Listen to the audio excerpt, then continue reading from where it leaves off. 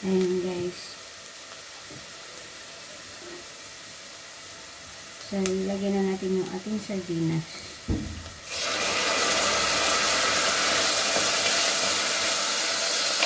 We have to add the sardinas.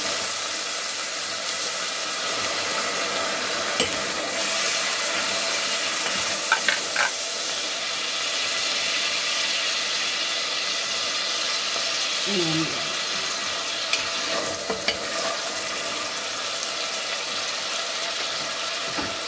Takpan natin ng konti para medyo mag-ano yung luya ba. Tapos after that, lalagyan natin siya ng water. So yan guys, kita niyo guys. Lalagyan na natin siya ng water.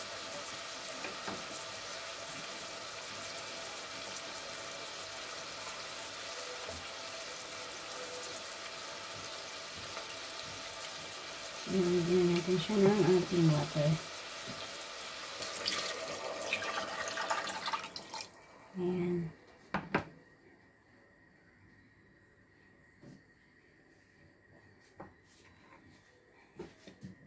Dagdagan natin.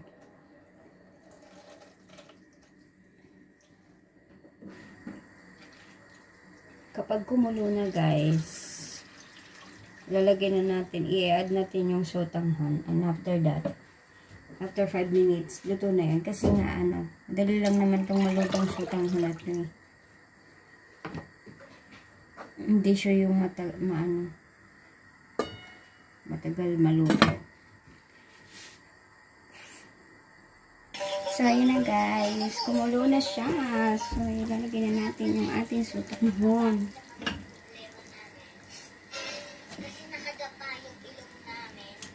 Ayan.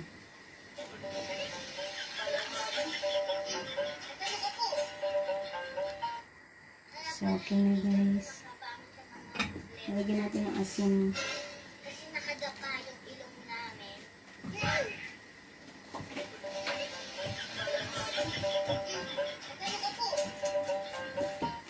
Kaya pala hindi kami makabangon sa mga problema namin.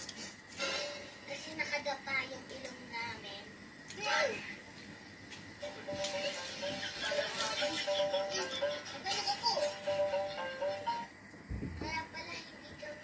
Ayan, okay na guys. Kasi nakadapa yung ilong namin.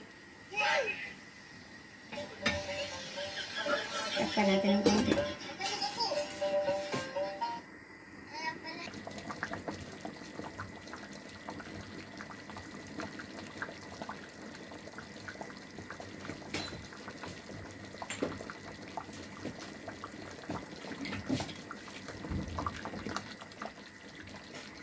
So, luto na siya guys.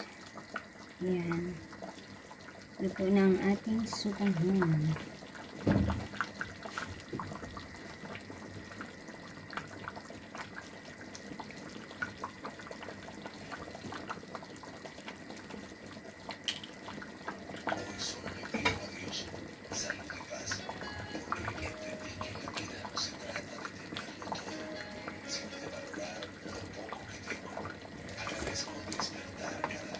Sarap.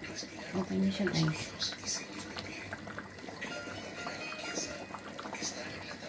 Well done.